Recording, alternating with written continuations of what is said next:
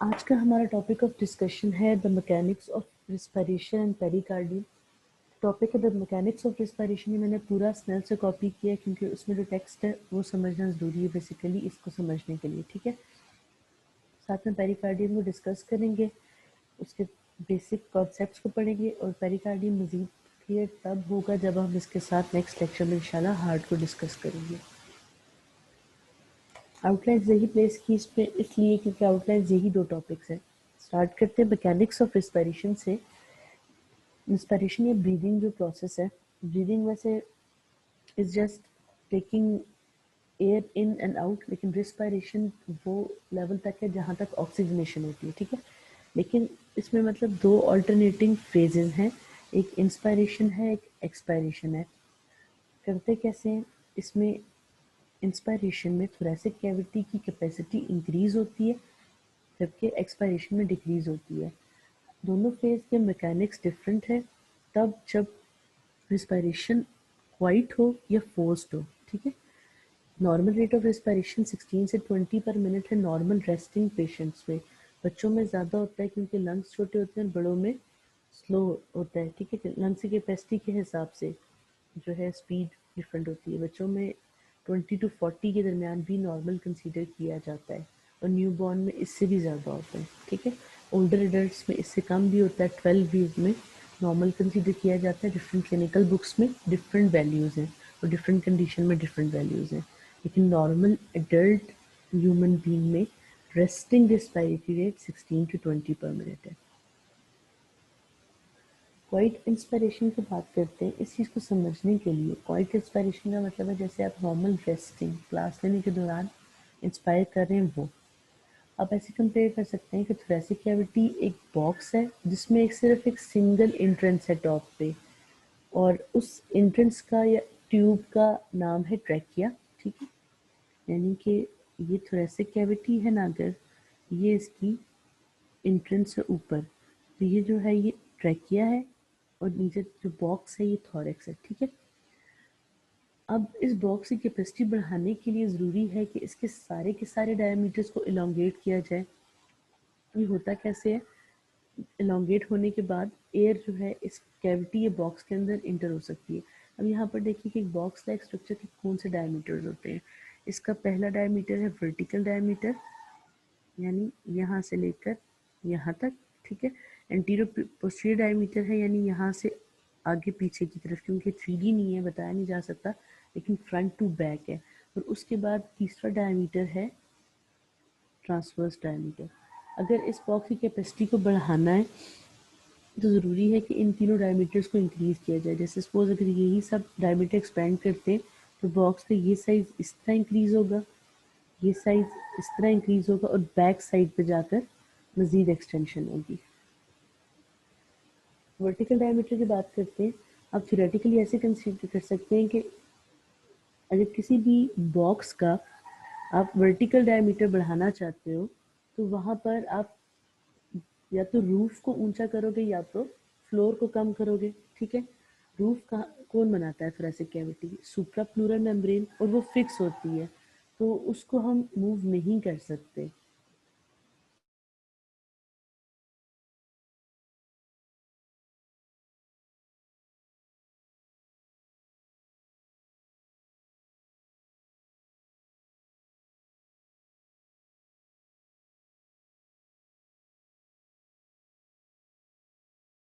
लेकिन क्योंकि फ्लोर जो है इस बॉक्स का वो फिक्स नहीं है, वो मोबाइल है, डायफ्राम है, हम उसको मूव कर सकते हैं, ठीक है।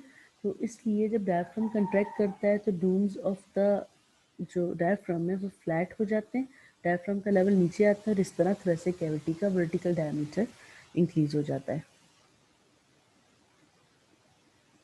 अब बात करते हैं एंटीरियर पोस्टीरियर डायमीटर की।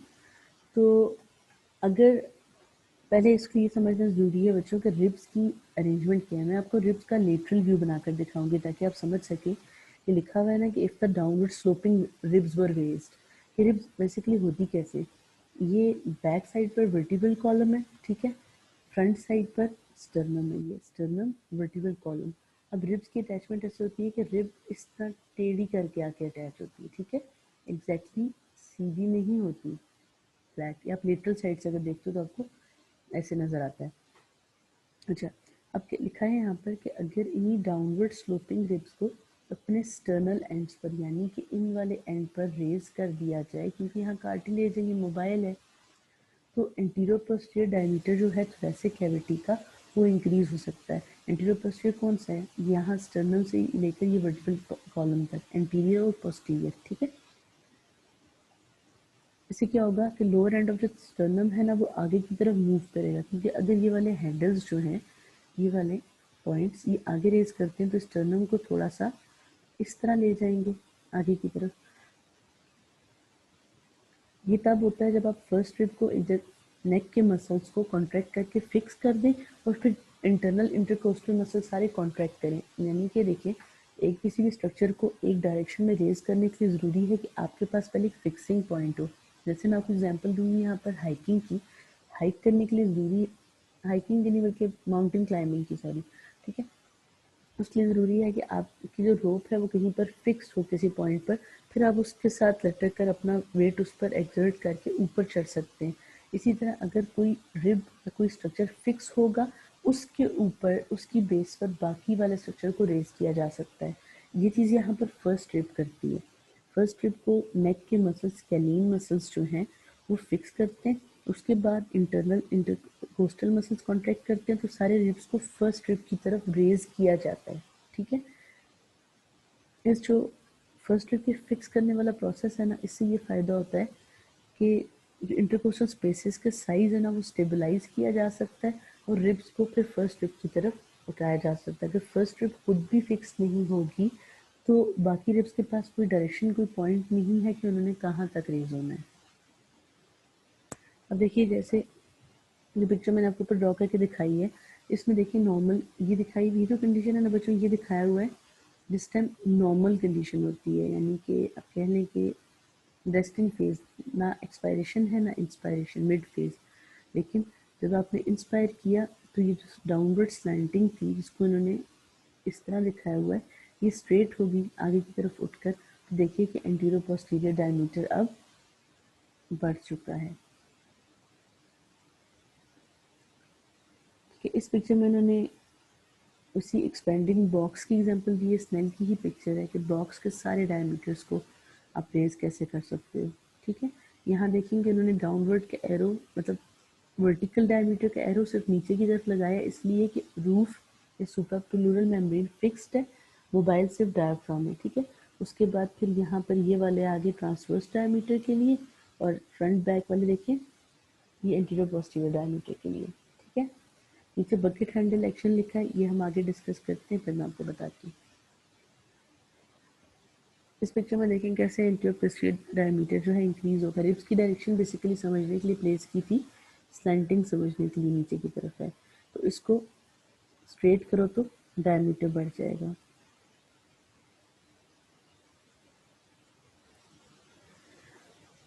अब अगर इंस्पायरेशन में ये देखिए एक ऊपर वाली रिब फिक्स होती है और सारी रिब, फर्स्ट रिब है ये वाली, ठीक, वन, अगर ये रिब फिक्स हो जाती है और सारी रिब्स इसकी तरफ पुल होती हैं तो ये पॉइंट है जिसकी तरफ मूव करके इंटरकोस्टल स्पेसेस को इंक्रीज किया जा सके, रिब्स को फिक्स किया जा सकता है। इसी तरह एक्सपायरेशन में अपोजिट चीज़ होती है, फोर्स्ड एक्सपायरेशन में। ये क्यों ऐसा लिखा है ये हम बाद में क्लियर करते हैं।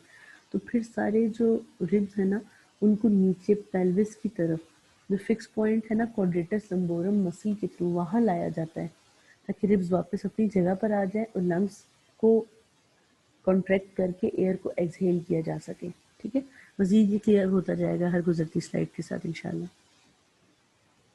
ट्रांसवर्स डायमीटर की बात करते हैं। रिब्स जो है वो फ्रंट पे स्टर्नम के साथ आर्टिकुलेट करती है, वाया कोस्टल कार्टिलेजेस जो पीछे वर्टिब्रल कॉलम के साथ, ठीक। रिब्स क्योंकि कर्व, अगर कर्व है डाउनवर्ड फॉरवर्ड भी हैं तो ये ऐसे हैं जैसे बकेट का हैंडल होता है, ठीक है। उर्दू में कहते हैं बाल्टी का जो स्टील वाला हैंडल होता है जिससे आप उसको उठाते हो, ठीक है। इसीलिए जब रिब्स है ना वो भी ऐसे ही रेज होती है जैसे बकेट का हैंडल उठाते हो।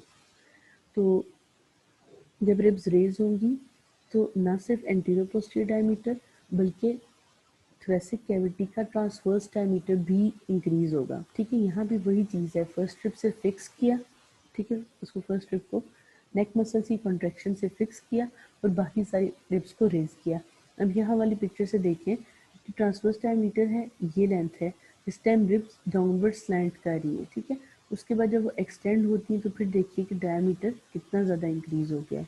तो इसी कंडीशन में इंटीरियर पोस्टीरियर डायमीटर भी इंक्रीज हुआ था रिब्स के रेज करने से, क्योंकि जो रिब्स रेज करेंगी वो एक तो मतलब रिब्स के रेज करने से ट्रांसवर्स डायमीटर रेज होगा और रिब्स के रेज करने की वजह से स्टर्नम भी थोड़ा सा आगे मूव करती है, जिसकी वजह से इंटीरियर पोस्टीरियर डायमीटर भी इंक्रीज होता है।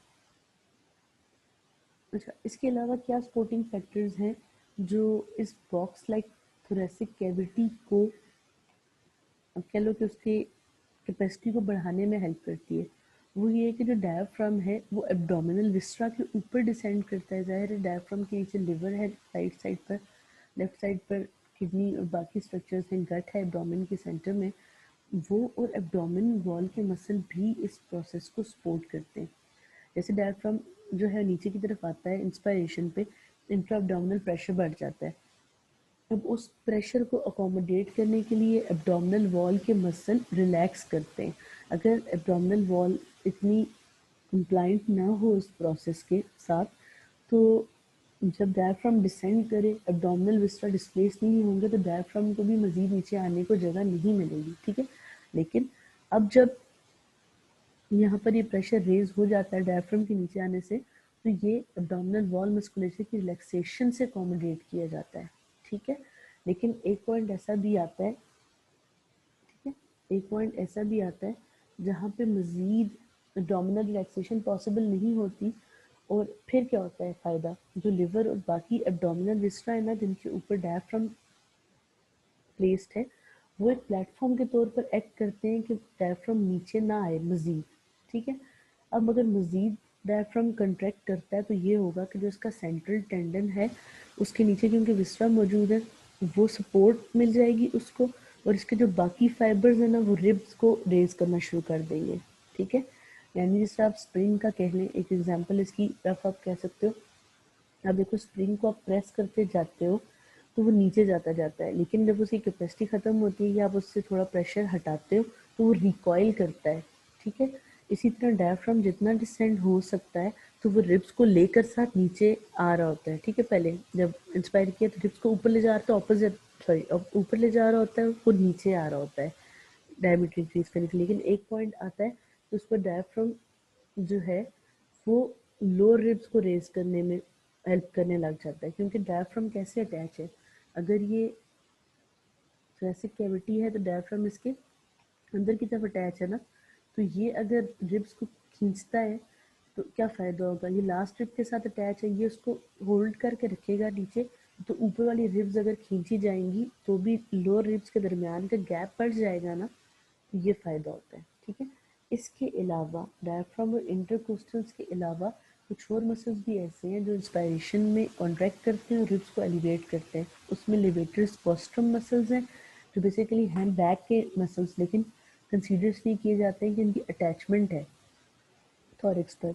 और उसके अलावा सेरेटस पोस्टीरियर सुपीरियर मसल्स।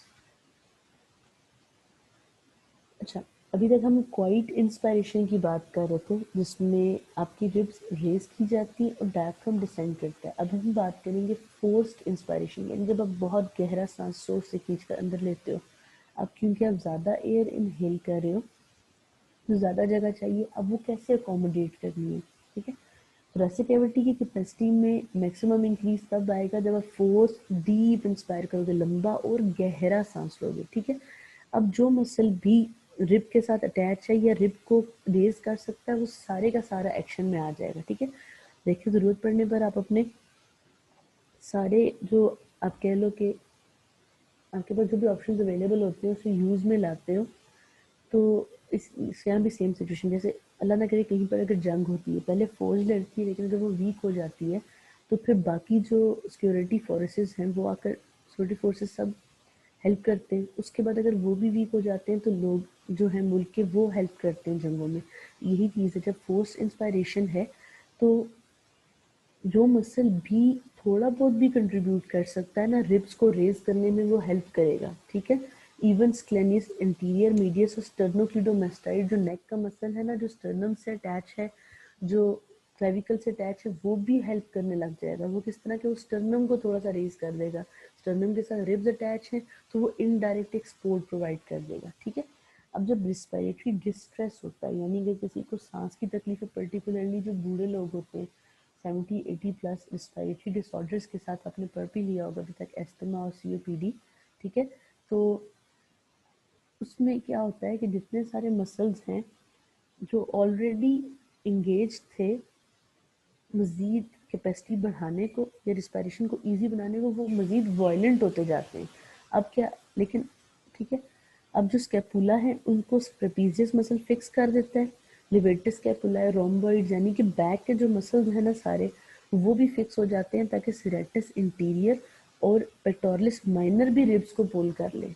जो बात है ना, पेटोरलिस माइनर की रिब्स से ओरिजिन है, थर्ड फोर्थ फिफ्थ से, ठीक है।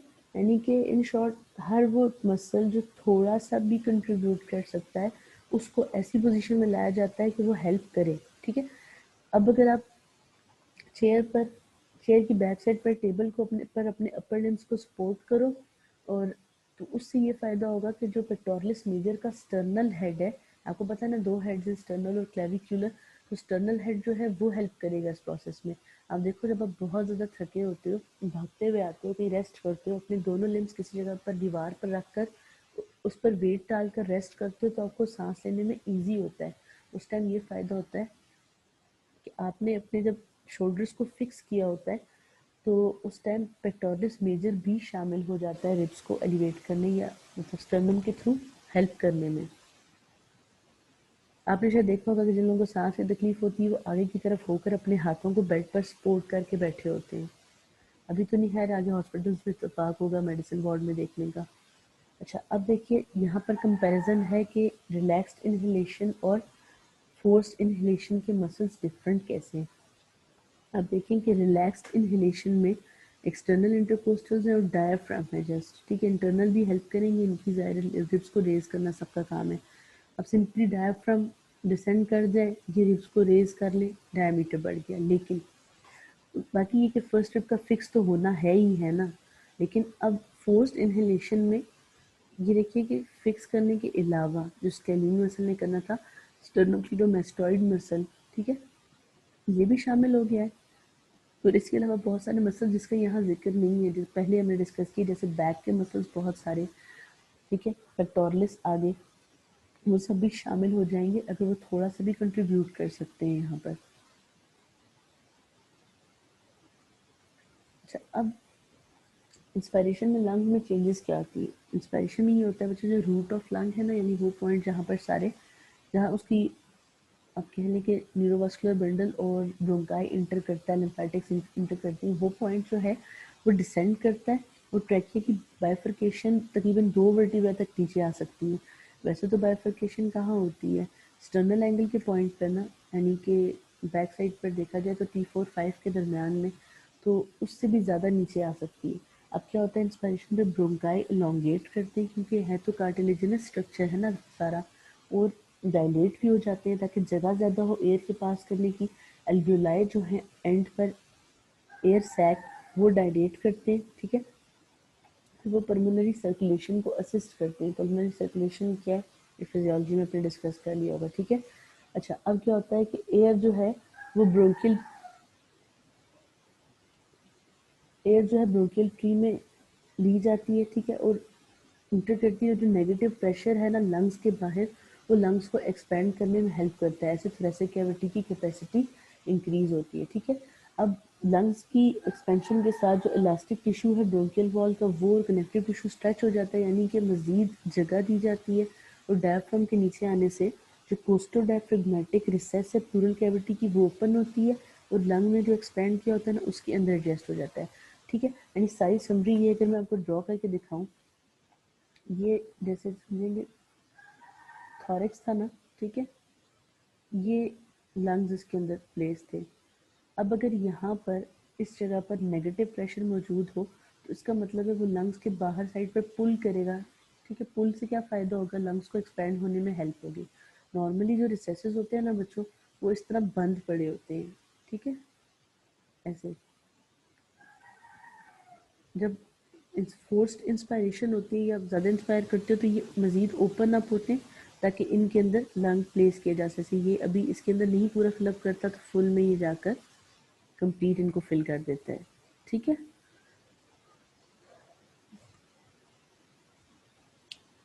क्वाइट एक्सपायरेशन की बात करते हैं। क्वाइट एक्सपायरेशन की बात करते हैं। अच्छा, एज कम्पेयर टू इंस्पायरेशन जिसमें मसल्स का रोल है, जो क्वाइट एक्सपायरेशन है ना वो एक पैसिव फिनोमेना है। पैसिव इस तरह है कि यहाँ एक्टिव उस चीज़ को कहते हैं ना जिसमें एनर्जी या पावर यूज हो। पैसिव वो है जहाँ पर उसी एक्टिव के रिस्पॉन्स में कोई प्रोसेस हो। पैसिव इस तरह बच्चों की लंग्स जो एक्सपैंड हो चुके थे वो वापस अपने इलास्टिक की वजह से रिकॉइल करेंगे, और जो इंटरनल इंटरकोस्टल मसल या डायफ्राम कंट्रैक्ट किए थे वो रिलैक्स होंगे वापस। तो जो भी एयर अकोमोडेट हुई थी थोरेसिक कैविटी में वो एक्सहेल कर दी जाएगी। ठीक है। और एंटीरियर एब्डोमिनल वॉल के मसल भी जो रिलैक्स जो उन्होंने अकोमोडेट किया था एब्डोमिनल विस्टा को डायफ्राम के डिसेंड करने की वजह से, तो वो भी सब वापस हो जाएगा। सेल्फलेस मेडिकोज वाली बाजी की तरह मेरे बैकग्राउंड में भी मुड़ के बोल रहे हैं। अच्छा, स्लेटस पोस्टीरियर इंफीरियर मसल्स जो हैं वो भी एक माइनर रोल प्ले कर सकते हैं कि वो रिब्स को नीचे की तरफ पुल करें वापस, मतलब जगह पर ले आए। आपने देखिए कि स्लेटस पोस्टीरियर सुपीरियर का लिखा था कि वो इंस्पायरेशन में हेल्प करेंगे। ठीक है, फोर्स्ड में, जबकि स्लेटस पोस्टीरियर इंफीरियर जो है वो एक्सपायरेशन में हेल्प कर रहे हैं। इस वाली पिक्चर में देखिए जैसे इंस्पायरेशन का था ना कि सारे मसल्स इन्वॉल्व हैं डायफ्राम को पुल करने में नीचे। अब डायफ्राम सिंपली रिलैक्स हुआ है। देखिए यहाँ किसी इतने ज़्यादा मसल्स का पुल नहीं है, सब रिलैक्स हुए और एयर वापस इजीली एक्सहेल कर दी गई है। क्योंकि किसी भी जगह के अंदर स्ट्रक्चर को पुट अप करने के लिए आपको स्पेस या प्रेशर देना पड़ता है। ठीक है। लेकिन उसमें से वापस जैसे बैलून है, आप उसके अंदर ब्लो करके पावर लगाकर एयर फिल करते हो, लेकिन खुला छोड़ते हो वो वापस आ जाता है। वो वजह क्या होती है, जो बैलून होता है उसका रिकॉइल होता है। आप इसी चीज़ को कंपेयर कर सकते हो। लंग्स इलास्टिक हैं, उसके अंदर एयर भरने के लिए ज़रूरी है कि उसको थोरेसिक कैविटी को एक्सपैंड किया जाए ताकि उसके नेगेटिव प्रेशर से लंग्स को बाहर से पुल किया जाए, कैपेसिटी बढ़ाई जाए। ठीक है। सब ये ब्रोंकाई डायलेट किए जाएं, यानी कि एयर वे रास्ता दिया जाए, जगह दी जाए अकोमोडेशन के लिए। लेकिन इस बैलून की तरह एयर को वापस जाने के लिए जस्ट ये करना है कि एंट्री पॉइंट खोला हो, फिर उसके बाद क्या काम है, सारा इलास्टिक रिकॉइल सारी एयर को एक्सहेल कर देगा। फोर्स्ड एक्सपायरेशन की बात करते हैं, लेकिन forced as compare to quiet expiration, जो फोर्स्ड एक्सपायरेशन है वो एक एक्टिव प्रोसेस है। ठीक है। और ये होगा कब, जब इंटीरियर और ये होगा कब जब इंटीरियर एब्डोमिनल वॉल का मस्कुलेचर जो है ना वो फोर्सिबली कॉन्ट्रैक्ट करेगा। अब इसमें क्वाड्रेटस लंबोरम नाम का मसल है, वो भी 12th रिब को नीचे की तरफ पुल करेगा। ठीक है। क्वाड्रेटस लंबोरम की अटैचमेंट से बच्चों के आइलियक क्रेस्ट पर अटैच होता है। ठीक है। वहां से रिब 12th रिब तक है। अब इस केस में क्या होगा, जो इंटरनल कोस्टल इंटरकोस्टल्स हैं वो कॉन्ट्रैक्ट करेंगे, रिब्स को इकट्ठे लाकर फिर डिप्रेस करेंगे 12th रिब की तरफ। यानी कि अगर इंस्पायरेशन में फर्स्ट रिब की तरफ मूव करना था तो एक्सपायरेशन में 12th रिब की तरफ मूव करना है। So that is posterior inferior और लेटिस्मस डोर्साई मसल भी थोड़ा बहुत इसमें रोल प्ले कर सकते हैं। ठीक है। मसल्स ऑफ फोर्स्ड एक्सहेलेशन में देखिए इंटरनल इंटरकोस्टल है, रिब्स को लोअर करने वाले मसल, एब्डोमिनल मसल है, रेक्टाई हैं और ऑब्लिक्स हैं। अब एक्सपायरेशन पे लंग्स में क्या चेंजेस आएंगे। ठीक है। लंग्स के जो रूट्स हैं वो बाइफर्केशन ऑफ ट्रैकिया है वो असेंड करेगी एक्सपायरेशन पर। ठीक है। ब्रोंकाई वापस शॉर्ट और कॉन्ट्रैक्ट हो जाएंगे, इलास्टिक टिश्यू रिकॉइल करेगा और लंग्स जो है वो साइज में रिड्यूस हो जाएंगे।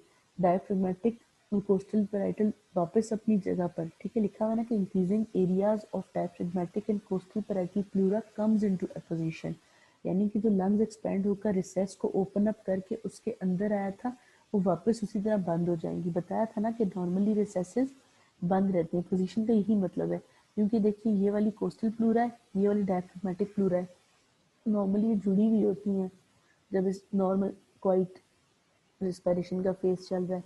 लेकिन फिर अकोमोडेट करने के लिए ओपन अप होती हैं, तो कहते हैं कि ये वापस अपनी जगह पर चली जाएंगी। ठीक है। और उसके अलावा कॉस्टोडायफ्रेगमेटिक एक्सरसाइज का साइज रिड्यूस होगा और लंग्स का जो लोअर मार्जिन है वो भी श्रिंक करके ऊपर की तरफ ज़्यादा हायर लेवल पर आ जाएगा। नेक्स्ट चीज़ है कि टाइप्स ऑफ रिस्पायरेशन क्या है बच्चों। बेबीज और यंग चिल्ड्रन में जो रिब्स जो है तकरीबन हॉरिजेंटल होती हैं, यानी जो डाउनवर्ड स्लैंटिंग की हम बात कर रहे थे ना स्टार्ट से, वो चीज़ अभी डेवलप नहीं हुई होती है। अभी बच्चों की रिब्स तकरीबन सीधी होती है। तो कभी आपको बेबीज़ का एक्सरे देखने का इत्तेफाक हो तो वहाँ भी देखेंगे कि वहाँ उसमें डिफरेंट होता है। नहीं, अगर आप फ्रंट से बेबी का एक्सरे देखें ना तो ये स्टर्नम है ना, तो उसकी रिब्स ऐसे नज़र आती हैं, इस तरह।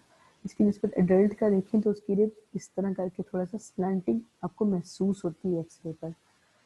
तो अब क्या होता है, रिब्स क्योंकि स्लांटिंग नहीं है, रिब्स एलिवेट कर कर कोई बहुत ज़्यादा अकोमोडेशन नहीं दे सकेंगी, इसलिए बच्चे मेनली रिलाई करते हैं कि उनका डायफ्राम डिसेंड करे ताकि थोरेसिक कैविटी का डायमीटर बढ़ाया जा सके। ठीक है। यानी कि एंटीरियर पोस्टीरियर और ट्रांसवर्स डायमीटर उस तरह इंक्रीज नहीं किया जा सकता जो रिब्स की वजह से था, तो जो वर्टिकल डायमीटर डायफ्राम को डिसेंड करके था वो किया जा सकता है। ठीक है। अब इसकी वजह से क्या होता है, क्योंकि सिर्फ डायफ्राम डिसेंड करता है तो आप प्रॉपर देख सकते हो। मार्क्ड का मतलब है कि बहुत प्रोमिनेंट इनवर्ड और आउटवर्ड मूवमेंट होगी एंटीरियर एब्डोमिनल वॉल की जब बच्चे सांस लेंगे। ठीक है। इसीलिए इस उम्र में जो रिस्पायरेशन होती है उसको आप एब्डोमिनल टाइप ऑफ रिस्पायरेशन कहते हो। आप कभी किसी न्यू बॉर्न को, छोटे बेबी को सांस लेते देखना, उसका एब्डोमिन कैसे बहुत तेज तेज मूव कर रहा होता है। ठीक है। सोए हुए पर्टिकुलरली देखना। ठीक है। ये देखिए एब्डोमिनल इंस्पिरेशन में क्या है, ब्रीदिंग इन और आउट में डायफ्राम जो है वो पहले नीचे की तरफ आएगा ब्रीदिंग इन में, और फिर आउट में ऊपर की तरफ वापस मूव कर जाएगा। यानी कि जो रिब्स देखिए कि उसकी स्लैंटिंग इतनी ज़्यादा इन्वॉल्व नहीं है वैसे। दूसरी टाइप ऑफ इंस्पिरेशन है कि सेकेंड ईयर ऑफ लाइफ के बाद तक रिब्स जो है वो ज़्यादा ऑब्लीक हो जाती हैं और जो एडल्ट फॉर्म ऑफ रिस्पायरेशन है वो हो जाती है। एक बायोलॉजिकल सेक्स डिफरेंट है रिस्पायरेटरी मूवमेंट्स में एडल्ट की। फीमेल जो है वो ज़्यादा जो है अपनी रिब्स पर रिलाई करती हैं रिस्पायर करने के लिए as compare to relying on descent of the diaphragm of on inspiration. इस वाली चीज़ को थोरेसिक टाइप ऑफ रिस्पायरेशन कहते हैं। मेल जबकि थोरेसिक और एब्डोमिनल दोनों फॉर्म्स यूज़ करते हैं, मेनली एब्डोमिनल फॉर्म यूज़ करते हैं। ठीक है। इसकी वजह कोई ऐसे लॉजिक मैंने पढ़ी नहीं है क्या है, लेकिन मेरा अपना जो कॉन्सेप्ट है वो इस तरह है कि अगर female abdominal type of respiration करे तो उससे क्या होगा, उसके डायफ्राम डिसेंड करने से इंटर एब्डोमिनल प्रेशर रेज होगा, जो कि उसके रिप्रोडक्टिव लाइफ के लिए अच्छा नहीं है, प्रेगनेंसी के लिए अच्छा नहीं है। तो अल्लाह ताला ने फिर ये चीज़ रखी है कि फीमेल्स में थोरेसिक टाइप ऑफ रिस्पायरेशन है। जहाँ तक मेल्स की बात करते हैं, उन्होंने हैवी वेट्स और चीज़ें उठानी होती हैं। हमने जब डायफ्राम पढ़ा था उसमें बात पढ़ी थी कि इंट्रा एब्डोमिनल प्रेशर जब रेज होता है डायफ्राम की वजह से तो वो वर्टिब्रल कॉलम को सपोर्ट करता है स्ट्रेटन होने में और हैवी वेट्स उठाने में। तो अगर मेल के अंदर ये एबिलिटी है कि दोनों टाइप ऑफ रिस्पायरेशन कर सके और पर्टिकुलरली एब्डोमिनल यूज़ कर सके, तो वो अपनी वर्टिब्रल कॉलम को फिक्स करके हैवी लोड्स उठा सकेगा। देखो आप भी जब कोई वजनी चीज़ उठाते हो, बेशक गर्ल्स भी, जोर से पहले एक सांस खींचते हो फिर पूरी ताकत लगाकर उसको उठाते हो। तो ये चीज़ आप क्या कर रहे होते हो, डायफ्राम आपका डिसेंड करता है एब्डोमिनल वॉल पे, वो आपकी वर्टिब्रल कॉलम को स्टेबलाइज कर रहा होता है उस वेट को बेयर करने के लिए। ठीक है।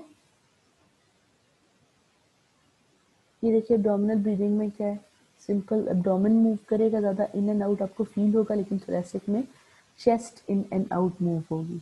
ठीक है। ऊपर भी और आगे भी मूव करेगी। नेक्स्ट टॉपिक है, इस टॉपिक से रिलेटेड तो नहीं है लेकिन नेक्स्ट जो हमने पढ़ना है हार्ट उससे रिलेटेड है, पेरिकार्डियम। ठीक है।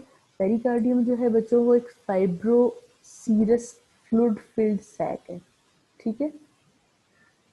फाइब्रोसीरस का मतलब है कि फाइब्रस और सीरस दोनों चीज़ें, बाहर से सॉलिड फाइबर के जैसा और अंदर से सीरस या वाटरी कह लो कि मॉइस्ट लाइनिंग है। ठीक है। और ये हार्ट की मस्कुलर बाउंड्री को और जो ग्रेट वेसल्स है ना जो हार्ट से निकलती हैं उन सबको सराउंड करता है। ग्रेट वेसल्स किनको कहते हैं बच्चों, एओर्टा को, पल्मोनरी आर्टरी को, पल्मोनरी वेन्स को, सुपीरियर और इंफीरियर वेना कैवा को। ठीक है। जो हार्ट से डायरेक्ट निकलती हैं वो सब ग्रेट वेसल्स हैं, साइज की वजह से बड़ी हैं सबसे। ठीक है। पेरिकार्डियम में दो लेयर्स हैं, एक बाहर टफ लेयर है जिसका नाम फाइब्रस पेरिकार्डियम है और अंदर एक इंटरनल थिन सी लेयर है जिसका नाम सीरस पेरिकार्डियम है। ठीक है, अब इसको ऐसे फील कर सकते हो कि जो ऑरेंज होता है माल्टा, उसका आउटर पील आप समझो फाइब्रस लेयर ऑफ पेरिकार्डियम है, ऑरेंज वाला फैक्ट, और उसी के अंदर जो वाइट लाइनिंग होती है ना बच्चों, वो सीरस पेरिकार्डियम है। अब जो फाइब्रस पेरिकार्डियम है वो सेंट्रल टेंडन ऑफ डायफ्राम के साथ कॉन्टिन्यूस होती है।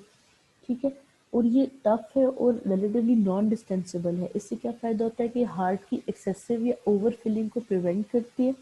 अगर ज़्यादा हार्ट फिल हो जाए तो उसके भी क्लिनिकल कंसिक्वेंसेज हैं आगे। ठीक है, और अगर अच्छा सीरस पेरिकार्डियम की बात करते हैं, सीरस पेरिकार्डियम जो है फाइब्रस पेरिकार्डियम के अंदर इंक्लोज है और इसकी फर्दर दो लेयर्स हैं बच्चों। ठीक है, आउटर वाली पेराइटल लेयर है जो फाइब्रस पेरिकार्डियम के अंदर की तरफ लाइन कर रही है, और अंदर वाली विसरल लेयर है जो हार्ट की अपनी आउटर लेयर बनाती है। इसी वजह से इसको एपिकार्डियम भी कहा जाता है। ठीक है, मैंने आपको बताया ना कि विसरल लेयर ऑर्गन के इतने करीब अटैच होती है, पहली आउटलाइन ही विसरल लेयर होती है एक एब्डोमिनल या ऑर्गन टिश्यू की। ठीक है, तो अब हर लेयर जो है वो single sheet of epithelial cells से बनी है जिसको मेसोथेलियम कहते हैं। अब आउटर और इनर सीरस लेयर के दरमियान जो कैविटी या स्पेस है उसका नाम है pericardial cavity. It's just like the pleural cavity. इसके अंदर भी थोड़ा सा फ्लूइड है जो कि लुब्रिकेटिंग है। सीरस है, सीरस का मतलब है वाटरी कंसिस्टेंसी वाला। ठीक है, और उसके अलावा जो सीरस फ्लूइड है वो फ्रिक्शन को मिनिमाइज करता है, उसको जो हार्ट जनरेट करता है। क्योंकि देखें हार्ट ने आपको पता है 1 मिनट में मिनिमम 72 टाइम्स कॉन्ट्रैक्ट करना है। एक स्ट्रक्चर जो एक कैविटी के अंदर 72 दफ़ा एक्सपेंड होगा और बाद में कॉन्ट्रैक्ट होगा, वहाँ फ्रिक्शन हो सकती है, रब हो सकता है। तो उस फ्रिक्शन को रिड्यूस करने के लिए वहाँ पर फ्लूइड होना ज़रूरी है। जैसे आप जॉइंट्स की एग्जांपल ले सकते हैं, शोल्डर जॉइंट का बोला था ना कि एक्सेसिव ओवरहेड यूज से वेयरिंग ऑफ हो जाती है रोटेटर कफ मसल्स की। तो हम शोल्डर को उतना फ्रीक्वेंटली यूज नहीं करते जितना फ्रीक्वेंटली हमारा हार्ट कॉन्ट्रैक्ट करता है। तो इसलिए यहाँ फ्रिक्शन रिड्यूस करने के लिए ज़्यादा जरूरत है। ये पिक्चर स्पेल की है बच्चों, देखते जाइए। ये देखिए ब्लड वेसल लार जो यहाँ से निकल रही है। यहाँ पर एक बात लिखी थी कि जो पेरिकार्डियम है वो इन्हीं ब्लड वेसल्स के साथ अटैच है, उनके एडवेंटिशिया के साथ। जो ब्लड वेसल होती है ना उसकी 3 लेयर्स होती है। जो सेंटर सबसे दरमियान की लेयर होती है ना बच्चों, ऐसे दो, और फिर तीसरी लेयर होती है इस तरह। जो इनर मोस्ट लेयर होती है ना उसको ट्यूनिका इंटीमा कहते हैं। ठीक है, दरमियान वाली को मीडिया और बाहर को एडवेंटिशिया कहते हैं जो कि येलो है इस पिक्चर में। उसके साथ पेरिकार्डियम फ्यूज्ड होती है। ठीक है, अब देखिए ये हार्ट है ना, जो उसके साथ साथ लाइनिंग है ये विस्टल पेरिकार्डियम है। क्योंकि ये हार्ट के इतने करीब है तो उसको हार्ट की ही बाहर की लेयर कंसीडर किया जाता है, एपिकार्डियम कहते हैं। फिर देखें दरमियान में ये पेरिकार्डियल कैविटी है जो मैं फिल करने वाली हूँ। ठीक है, इसके अंदर पेरिकार्डियल फ्लूइड होगा और उसके बाद बाहर की तरफ टफ किस्म की फाइब्रस पेरिकार्डियम है। तो इस पेरिकार्डियम के फंक्शन क्या है? इसका मोस्ट इम्पॉर्टेंट जो फंक्शन है ना वो ये है कि वो हार्ट के अंदर हार्ट को फिक्स करना है मीडियास्टिनम के अंदर, उसकी मोशन को लिमिट करने का। मतलब आपको कॉन्ट्रैक्टिंग ऑर्गन है, अगर किसी एक पॉइंट पर फिक्स नहीं होगा तो डिसलोकेट हो सकता है। ठीक है, हार्ट की फिक्सेशन होती क्यों है? इसलिए कि फाइब्रस पेरिकार्डियम जो है खुद डायफ्राम के साथ अटैच है, स्टर्नम के साथ अटैच है, ग्रेट वेसल्स के साथ अटैच है। तो उन सब की वजह से इसको भी फिक्सेशन मिल जाती है। उसके अलावा ये क्योंकि टफ है, ज़्यादा इसमें डिस्टेंसिबिलिटी नहीं है, हार्ट की ओवरफिलिंग को प्रिवेंट करता है। ठीक है, इससे क्या फ़ायदा होता है कि पेरिकार्डियम जो है वो जल्दी से साइज में इंक्रीज भी नहीं होती और हार्ट की लिमिट पे फर्क भी नहीं पड़ता। वरना एक मस्कुलर ऑर्गन है अगर बहुत तेज़ी से फिल होगा या ज़ोर से कॉन्ट्रैक्ट करेगा तो उसका मस्कुलर स्ट्रक्चर इम्पैक्ट होगा। उसके अलावा ये कि इसी का फ्लूइड जो है वो लुब्रिकेशन प्रोवाइड कर रहा होता है हार्ट को और इन्फेक्शन से भी प्रिवेंट करता है। जो फाइब्रस पेरिकार्डियम है ना, ये जनरली एक बैरियर के तौर पर, ये बॉर्डर के तौर पर एक्ट करता है बाकी स्ट्रक्चर्स के खिलाफ। अब आप देखिए एक सिंपल चीज़ कि अगर हार्ट और लंग्स बहुत ज़्यादा कनेक्शन में हो, आपको रिस्पिरेटरी इन्फेक्शन कितने कॉमन होते हैं। फ्लू लगता है वो भी आपके लंग्स पर इम्पैक्ट कर रहा होता है, मतलब वहाँ तक जा रहा होता है, जा सकता है, निमोनिया हो जाता है। तो अब ये जो फाइब्रस पेरिकार्डियम में ये एक बैरियर या बॉर्डर के तौर पर भी एक्ट करती है, प्रोटेक्टिव। ठीक है। पेरिकार्डियल साइनसेस जो हैं, पेरिकार्डियल साइनसेस वो स्पेसेस हैं जो हार्ट की बैक साइड पर होती हैं। ठीक है, लेकिन बनती ऐसे हैं सीरस पेरिकार्डियम के फोल्ड से। ठीक है, यानी कि आप एक स्ट्रक्चर के ऊपर पैकिंग कर रहे हैं ना, सपोज एक स्ट्रक्चर के ऊपर पैकिंग कर रहे हैं, वो रैपिंग पेपर सही नहीं लगता तो ऐसे उस पर फोल्ड्स बन जाते हैं। तो वो जो फोल्ड बन गया ना बच्चों, उनको उन्होंने पेरिकार्डियल साइनस कहा। पेरिकार्डियल हार्ट के साथ साइनसेस आपको पता है ऐसी डीप थोड़ी स्पेसेस होती हैं। ठीक है, अब पहले ये होता है कि लार्ज वेन्स के पास जो रिफ्लेक्शन या फोल्ड है ना, वो यू शेप सैक बनाता है। ठीक है, जिसको हम कहते हैं ऑब्लिक साइनस। ठीक है, ऑब्लिक क्यों? क्योंकि इसकी डायरेक्शन ऐसे है।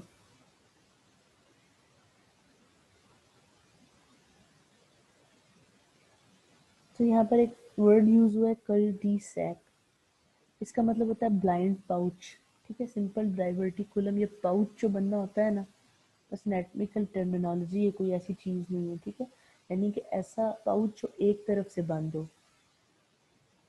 अब आप देखो तो यहाँ पर इस पिक्चर में जहाँ मैं हाईलाइट करने लगी बच्चों, ये ऑब्लिक साइनस है। ये क्या है? अगर आप देखो तो ये डेप्थ में देखो ना, अभी ये जो आपको पिक्चर शो हो रही है ना बच्चों, इसमें से इन्होंने हार्ट को सिर्फ बाहर निकाल लिया, जो हार्ट का मस्कुलर पोर्शन है। पीछे जो वेसल्स के एंट्री पॉइंट और सीरस पेरिकार्डियम है ना, वो रह गई है। ठीक है, यानी कि वेसल पेरिकार्डियम समेत हार्ट को बाहर निकाल लिया हुआ है। तो पीछे फाइब्रस पेरिकार्डियम को देखिए, जो मैंने पर्पल से हाईलाइट किया, ये जगह है, यानी ये इम्प्रेशन है, यहाँ जगह है।